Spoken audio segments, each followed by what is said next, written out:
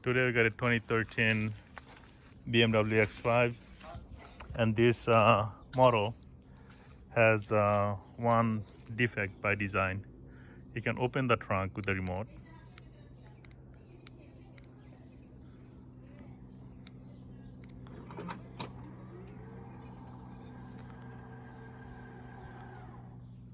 but you can't close it. You gotta press this button. So you can open it,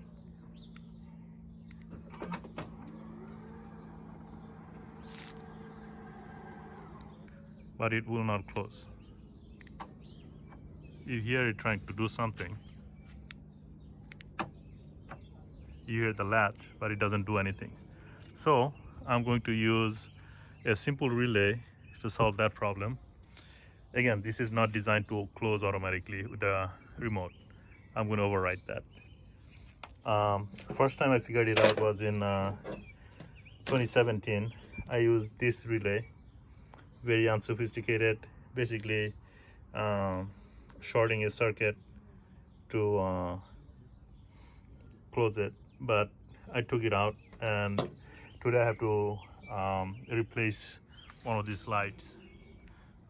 LED went bad, so while I have it open, I'm going to use a proper relay,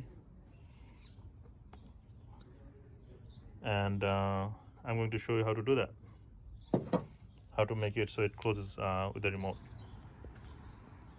From what I remember, it only uses 2 screws, one here and one here. Once you take that, the rest should just pull right down.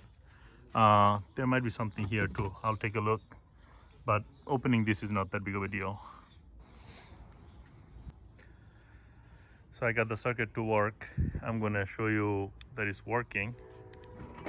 Then I will show you which circuits to short together to make it work. So it's open.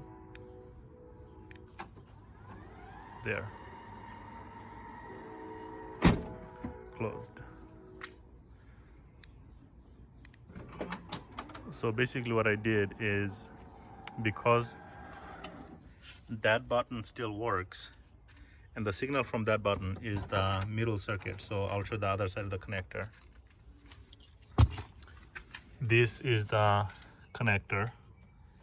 Basically the middle pin is where I'm giving I don't remember, I think I'm giving ground. I'll see what I'm doing. Yep, I'm giving it the ground, and I'm taking the power and ground from this connector. I think that's the latch connector. So I'll show one more time. That brown pin right there is the ground, and that bluish pin right there is the 12-volt power. What I'm doing is I'm using the relay, giving ground from here, power from here. So pin number, I don't know which direction it is. The last one is the power, second to last one is the ground. I'm using that to trigger the relay, and with at the same time I'm taking ground from this brown wire and I'm giving it to the middle pin over here, which has a yellow line on it. I think it's what color is brown with yellow line? It's hard to see, but basically that's where the connector is, right here. It's right next to the camera wire. I think that's the camera. Yeah, that's the camera wire. So it goes right near there, those 2 pins, and shorting with the middle pin of the latch connector. That makes it work. So I'm going to use the other relay, the good one, and make it work now. Normally I would never use this type of connectors where it pinches in and makes a wire connection using these terminals.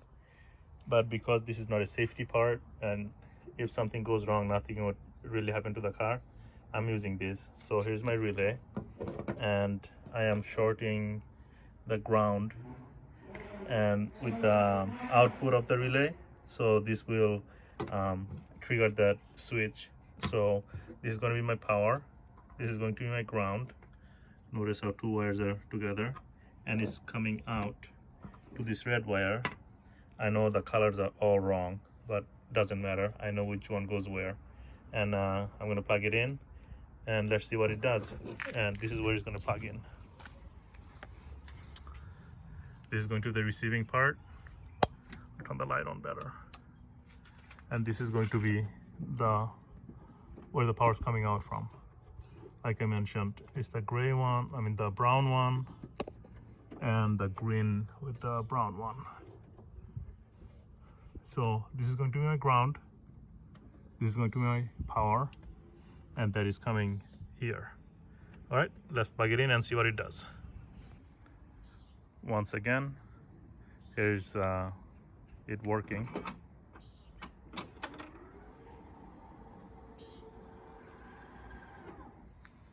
And here is how I got it wired.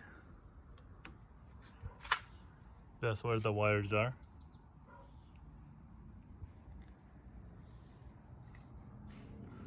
Some close-up shots.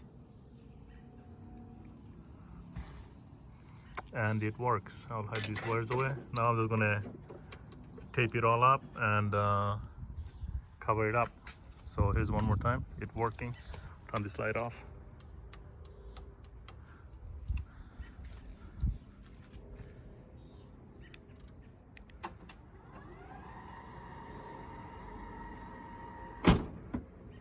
All right, once again, this is a 2013 BMW X5 diesel, not that it matters.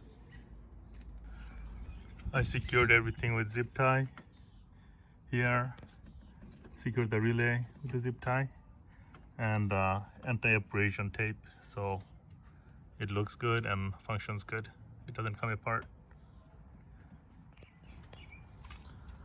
Now that I'm done with the open latch, now to replace this rear light, looks like all we have to do is remove that one nut and it'll come right off.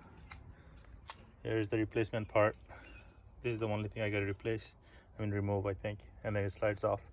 And from what I hear, the factory light doesn't come with this spacer to seal in the water or out the water, and it has water damage, so I'm just gonna replace this now. So as far as removing it, all I had to do is pull this connector out. It pulled right out, no problem, came out very easily. Then this was a 8mm.